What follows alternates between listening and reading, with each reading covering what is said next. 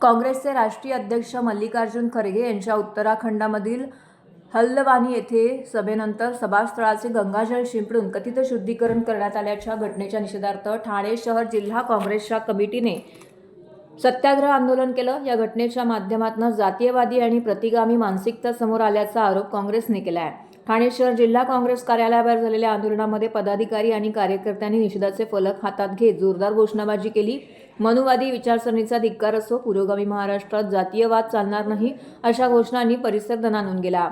छत्रपती शिवाजी महाराज, महात्मा फुले आणि डॉक्टर बाबासाहेब आंबेडकर यांच्या समतेच्या विचारांचा महाराष्ट्र जातीय भेदभाव कधीही स्वीकारणार नाही।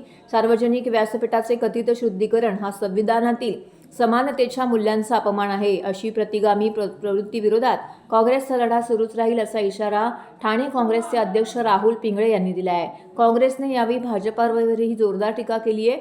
एकीकडे सबका साथ सबका विकास आणि हिंदू एकतेची भाषा केली जाते, तर दुसरीकडे दलित नेत्यांच्या उपस्थितीनंतर सभास्थळाचे कथित शुद्धीकरण केले जाते। ही विसंगती असल्याचा आरोप काँग्रेसने केला आहे। प्रभू